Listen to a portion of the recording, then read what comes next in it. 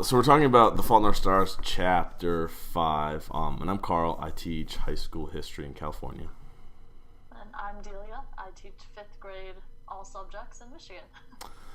And so Chapter 5 is kind of a big chapter. There's a lot of stuff that goes on. Should we start by listing some of the stuff? Talk about, like, what struck us from the chapter? Sure. I think, they just came out of, at the very end of Chapter 4, Isaac had his sort of, like, meltdown, breaking all the trophies, all of that, which I really liked that part of Chapter 4. I Yeah. thought that was great. But it jumps into that and her waiting to hear from Augustus and wanting to hear from him, and she hadn't heard from him in quite a while, was wondering what's sort of going on. And then he calls her and drops that bombshell that, like, yeah, guess what? The author wrote me back. Like, Right. I got an email, and so that was kind of a big moment because she hadn't been able to reach him ever. Right. Yeah.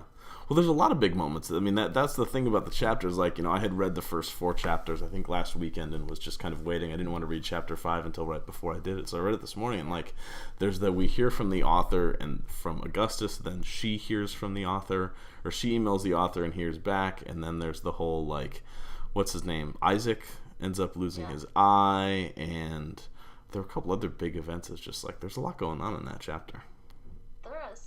There's quite a bit going on. Who's your favorite character so far? Probably Hazel. I mean, she's easy to relate to. I like her. She's just very dry, her sense of humor. Yeah. I like that. Yeah. Yeah, she's an interesting kid. That idea of being that young and having to wrestle with something that deep, in terms of, holy cow, cancer. That's something that's not a light thing to have to deal with. No. I used to work at a camp when I was in college for kids who have had cancer and were in remission, and then there was another camp for their siblings. So I've talked with a lot of kids, and it's just very interesting her personality, and it's kind of on par. I mean, it seems pretty spot on. It's almost like you have to joke about it, otherwise it's just too serious of something to deal with. But. Right. What about so you think that Green does a pretty good job of portraying kind of the attitude of young cancer victims well? I think so. I mean, my experience is still fairly limited, but I think so. And I don't know, I mean, you talk to teenagers every day. I talk to 11-year-olds, so you probably have a better idea of whether or not he does a good job portraying teenagers as teenagers. Right. It seems on par with what I remember when I was a teenager, but yeah. And that's what was his name? Stephen, Kate's student, said that he felt like it was a pretty faithful portrayal as well. What do you think is going to be the biggest moment from this chapter? Is it this impending trip to Amsterdam that it sounds like might be happening? It seems like that Genie Foundation or whatever it was called, that was a go. Is it, the burgeoning the burgeoning romance between Gus and Hazel? What's the biggest event from that chapter? I think that that coming up is going to be pretty huge, because you can tell I'm guessing that her parents are going to let her go. They seem to want her to be able to experience everything that a normal kid would experience, so I'm assuming that's going to happen. So that's, I think, going to be a big part of the story. But there's also that, like, she keeps alluding to this upcoming PET scan that she's got. It's like, I don't know, I have a bad feeling about it. I haven't read past Chapter 5, so I hope, you know what I mean. I know it's probably not going to end up being a happy book. Right. Yeah, I haven't done it. I haven't done so either. I'm just on Chapter 5. Yeah, I'm curious to see what happens with that. I'm really curious as to Isaac's role in the story. Is he just a peripheral character? Because it seems like, we're talking about Amsterdam, and we're talking about her relationship with Gus, and I'm curious to see. I mean, I get that he's the reason that she met Gus, that Isaac is the reason she met Gus, but I'm curious to see. I feel like something's going to happen with him, and I'm not entirely sure what that thing is going to be. Yeah, he does keep coming back into it. It would have been easy to lose him as a character right at the beginning after they met, and then not see him again. But then there was the whole like meltdown in chapter 4, and then his eye surgery and her going to visit him after that. So I think you're right. He might come back up.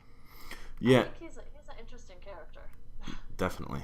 And his relationship, or I guess current not relationship, with his girlfriend is interesting too. It's like, you have this relationship falling apart because of cancer, juxtaposed with this relationship that's kind of continuing on despite cancer, and despite Hazel's dad's really negative words to Gus about how, she's going to try to keep up with you and might not be able to, and then she walks into the room and Dad is all of a sudden quiet. It's like, oh, well, that was negative. Yeah, that's true.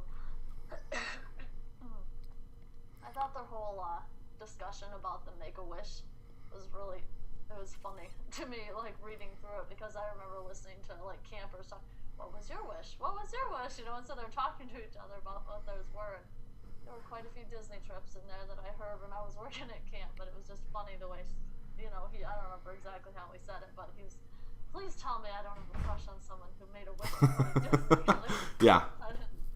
That part was really funny. Exactly. Yeah. Well, is there other stuff from the chapter we should talk about, or is there stuff that like where you're looking for going forward? Like, I mean, you mentioned her Hazel's scan that she has coming up at some, I don't remember the time, some indeterminate time in the future. There's obviously the trip. Are there other things that are kind of hanging that you're looking for resolution for?